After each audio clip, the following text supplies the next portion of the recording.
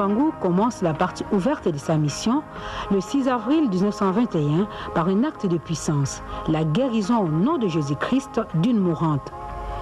4 idées forces dominent le message de Papa Simon Kimbangu.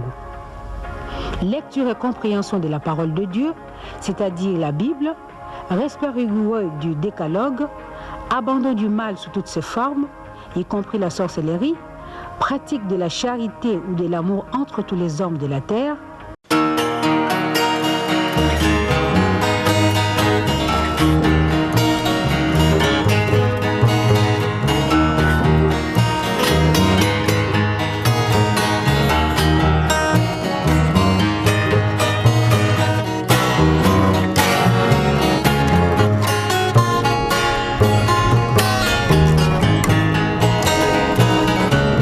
Le centenaire, c'est un double jubilé. Le deuxième jubilé d'or. Le jubilé, c'est une année de libération. Et pour nous, le contexte maintenant, nous avons connu ce qu'on appelle la libération politique. Mais nous devons espérer maintenant la libération spirituelle. Et en les formant, en les suivant et en regardant le parcours, comme c'est un enfant très intelligent et les frères comptaient beaucoup. Raison pour laquelle on devait lui donner quelqu'un, après avoir fini ses dons. Arrivé en 6e, on devait lui donner une classe pour former les autres. Il est allé passer un examen à Bruxelles et il était premier. C'est comme ça qu'il est rentré. Il est rentré administrateur assistant à l'époque. Hein, alors que nous sommes encore à l'époque. Ça, c'était administrateur assistant. On ne pouvait pas voir un noir à ce titre. C'était un haut gradé, un évolué à l'époque, un grand évolué. Et il a été à la table ronde. Le Christ a pris une décision. Dans sa décision, il dirait les royaumes seront enlevés. Dans Matthieu 21, 43, 42, 43. Les royaumes seront enlevés. Il sera donné à une autre population. Alors, c'est de cette phrase, les chercheurs suivent où se trouvent maintenant les nouveaux royaumes d'Israël. Même on Abraham. Yani kuoneka monika nani yawe ntubaka mboti mubutuka muvuate limitu la bao tubaka moya kuso ani mubutuka kisolo ke le boba ani mesolo kana ba ani butuka mutu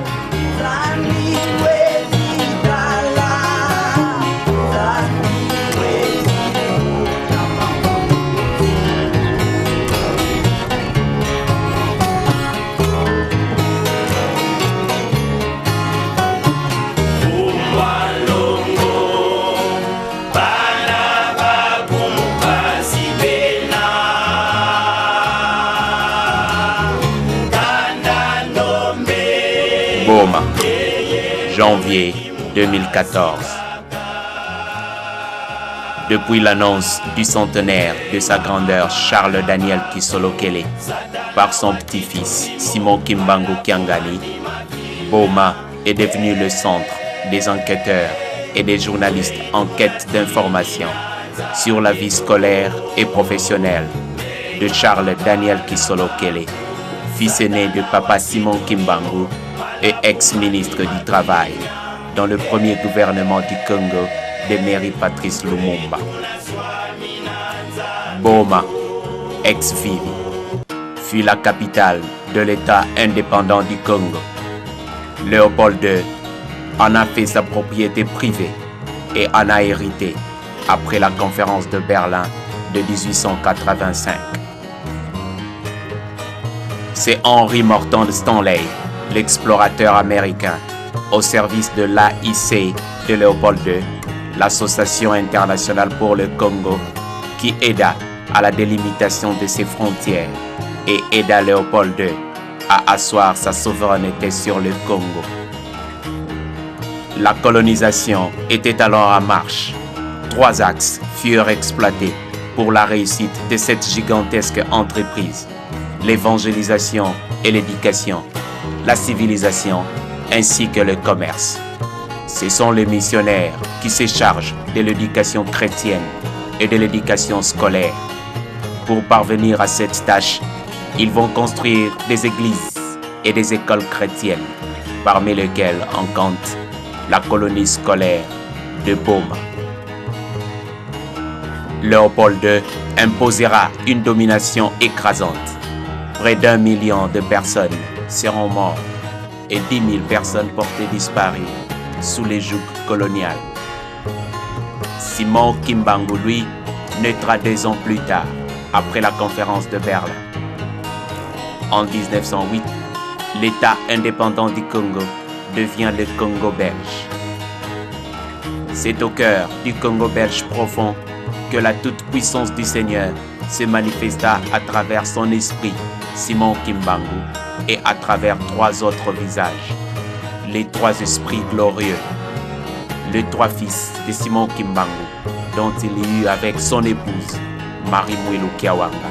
En 1921, Simon Kimbangu déclenche le processus de veille spirituelle des Noirs de la colonie. Il proclame la liberté des opprimés et jette la base des indépendances des pays africains à partir du Congo belge. Les colons de leur part vont vite repérer son arme la plus redoutable. C'est son fils, Kisolokele Lukelu. L'ombre de son père était moins gênant. Le 12 septembre 1921, les Belges décident de l'arrestation de Simon Kimbangu, son père, et l'incarcèrent à Elisabethville, à Kasson. En 1921, Charles Daniel Kisolokele n'a que 7 ans lorsque son père se fit arrêter. Quoiqu'il n'ait été qu'un enfant, les colons l'ont perçu comme une menace susceptible de déstabiliser l'empire colonial. À l'âge de 7 ans, je ne sais pas si vous avez une histoire similaire. Un enfant, 7 ans, il comparait devant un conseil de guerre. C'est du jamais vu sur cette terre des hommes. À 7 ans, le commandant de Rossi pose une question à un enfant de 7 ans dans un conseil de guerre. Et les réponses qu'il donne au commandant de Rossi énervent le commandant de Rossi. Au lieu que ce soit l'enfant qui perd patience, qui s'énerve, parce qu'un enfant de 7 ans, il est calme, il a sa maîtrise, il répond question après question. Mais maintenant, c'est le commandant de Rossi, âgé, commandant de Rossi, qui perd patience, qui s'énerve, qui tape du doigt sur la table, qui perd tous ses moyens face à un enfant de 7 ans. Quand il est venu d'abord, il était en observation pendant une année. On l'a observé, on l'a éduqué, on l'a prodigué des conseils. Voilà les sorts qui peuvent arriver si tu n'acceptes pas, ainsi de suite, tout et tout et tout. Il y a la prison, il y a les travails forcés. En 7 ans, cet enfant est capable de déstabiliser tout un royaume. Parce que le commandant de Rossi représentait l'autorité. Et si celui qui représente l'autorité est déstabilisé par un enfant qui a 7 ans, lorsqu'il va grandir, on voyait déjà que le royaume colonial belge était tout simplement, la colonie, même le royaume, était tout simplement déstabilisé. De cet enfant, il faut le mettre là, on peut faire un lavage de cerveau pour qu'il quitte un peu ce qu'il a appris de son père. Les frères d'abord, en le prenant là où se trouvaient ses parents, jusqu'ici, on voulait de lui les façonner, donc les rééduquer en quelque sorte pour devenir une personne dans la société autre que son père, l'idée de son père. Quand on avait arrêté le papa pour la récupération politique, l'État les a pris. Et il avait l'obligation morale de s'occuper des enfants. C'est ainsi que l'État les avait pris pour le mettre à la colonie scolaire. Il sera alors arrêté, lui aussi, et sera relégué à Boma. Désormais, c'est la ville de Boma qui va livrer le secret de l'essence de la mission, de la grandeur de cet homme. Boma signifie serpent. D'ailleurs, c'est le serpent qui a été aussi dans le paradis. Babowa ezalaki ebele na mboko. Alors mundele po a prononcé Mboma, yazobenga ngo Boma.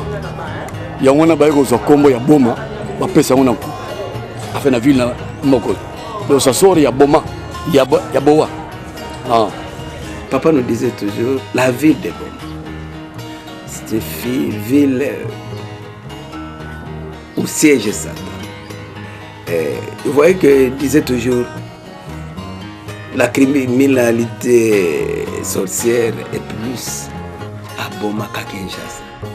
Ce n'était donc pas que par pur hasard si Stanley avait placé son sanctuaire dans la ville de Boma. Car cette ville retrace une histoire enfouie du passé du peuple Congo. Lorsque les ancêtres du peuple Congo furent chassés du royaume Congo d'Yatuku, ils se réfugièrent en Égypte, mais n'abandonnèrent point la sorcellerie qu'ils héritèrent de l'impie. En Égypte, ils développèrent cette sorcellerie en magie et rendirent culte au serpent. Nzambi Mpungu s'irrita et les livra aux descendants de Jacob qui l'habitent jusqu'aujourd'hui. Il dessécha le Sahara pour qu'ils se repentissent, mais ils ne renoncèrent point à leur magie. Alors, ils quittèrent le Sahara par vagues et vinrent s'installer dans le territoire de 3 fleuves. Et Nzambi Mpungu leur permit de refonder le royaume Congo d'Yantete. Mais hélas, ils ne renoncèrent point à leur magie. Ils baptisèrent leur capitale Mboma Mvumbi, l'actuelle ville de Boma, et la dédièrent à leur mère, le serpent noir, qu'ils ramenèrent de l'Égypte. Je me rappelle à maman Mokwawa. À l'époque là, elle fut la plus belle femme de Boma. Marie c'est qui a Koufi Kalamingité. Alors, vivre dans maman wana, mais c'était étonnant. Tala Kakapa Charles Azaki fonctionnaire de l'État. Donc Azaki Motumoko indunitaire à l'époque là. Mais maman wana comme on a papa yé paix azotine de kende soma pondo kenaye. Tout a pondo azot tout anaye. Dans la simplicité Zaginaye. Quand il y a une guerre dans un pays, les spécialistes en mines, quand ils viennent, ils retirent ces mines, parce que ce sont les mines qui peuvent causer du tort. Les rôles de nos papas, ils sont venus dans ce pays, dans ce monde, où Satan a mis ses mines. Vous comprenez? Pour les rôles, c'est de retirer ces mines. C'est pourquoi nos papas ont aimé des fois des sorciers. Quand ils savent qu'il y a une grande puissance, nous sommes vétérans, il faut retirer cette puissance-là. Maintenant, ce que vous avez dit, les raisons qui sont là, à l'objet, Marie, c'est que, mais bikange, hein, vous avez quoi na mona tchela, mais mbasi venge ke kufwa.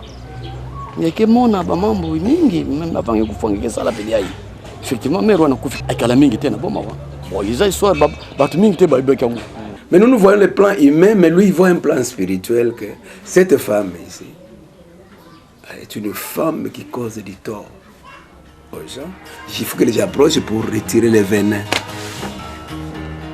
Ainsi donc, la ville de Boma fut la racine du mal qui souffla une malédiction de 70 ans à nos ancêtres, comme l'Israël en Babylone. Voilà pourquoi Kisolokele porta le nom de Daniel, comme Daniel en Babylone. Les esprits initiés, comme Stanley, le savaient. Mais Nzambi Mpungu lui-même sut comment extirper la racine du mal. Boma, ex-Vivi, la capitale de l'État indépendant du Congo, reconduisait le mystique de Mboma Mvumbi dans le Congo belge. Il fallait donc détruire ce mal. Alors, 2 personnes seront reléguées à Boma, Kinzembo et Kisolokele, Daniel Charles, pour lutter contre la racine de la mère Mboma en vue de détruire la malédiction de 70 ans. Kinzembo, elle, se chargera de 70 ans de leur calvaire. Son emprisonnement débuta en 1929 et prit fin en 1999. Pendant 70 années, elle lutta en esprit contre la domination des esprits malins et leur malédiction. Lorsque 70 années furent achevées, Simon Kimbangu Kiangani, l'actuel chef spirituel, partit la chercher de Boma. Toutes ces choses étaient connues des anciens colons et des anciens missionnaires. Ils savaient que Daniel Kisolokele n'était pas un homme ordinaire.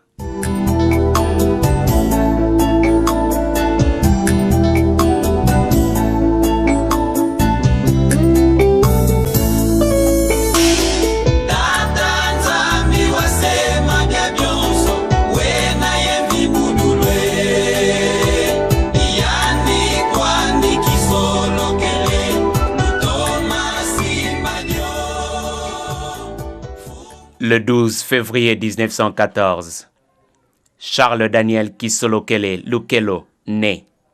Plus tard, à la même année, l'archiduc héritier François Ferdinand est assassiné. La Première Guerre mondiale éclate. Tous les pays présents à la conférence de Berlin de 1885 seront impliqués dans cette guerre et ils se détruisirent. Mais déjà, avant sa naissance, des chercheurs annonçaient l'installation d'un ordre nouveau dans le monde. Un royaume invisible céleste était en approche. Edmond Halley, astrologue et physicien anglais, calcule l'évolution de la comète qui porte son nom, la comète d'Halley, et trouve son cycle de rotation et découvre que chaque 76 ans, la comète d'Halley repasse tout proche de l'orbite terrestre. Et chaque fois qu'elle repasse dans l'orbite terrestre, elle est porteuse de grands changements et provoque des bouleversements sur la planète. Première prédiction remonte à 1758 et 76 ans après, soit en 1834, on observe l'apparition de la comète proche de l'orbite terrestre. En 1910, la comète totalise de nouveau 76 ans à partir de 1834 et elle réapparaît cette fois-ci au-dessus du territoire du Congo belge. Simon Kimbangu, le père de Daniel Kisolokele, n'a que 23 ans lorsque la comète réapparaît en 1910. Le Seigneur lui apparut ainsi en 1910 et l'annonce qu'il lui donnera 3 personnes pour lui porter main forte. Et ajoute-t-il, à l'arrivée de ces 3 hommes, une grande guerre éclatera dans le monde. Aux États-Unis, c'est Charles Taze Russell qui publie ses recherches dans le Biblical Student et annonce la descente et l'installation imminente du royaume de Dieu sur terre fixé pour 1914 et confirme l'éclatement d'une guerre à l'échelle planétaire. En 1914, la Première Guerre mondiale éclate et fait des milliers et des milliers de morts partout dans le monde,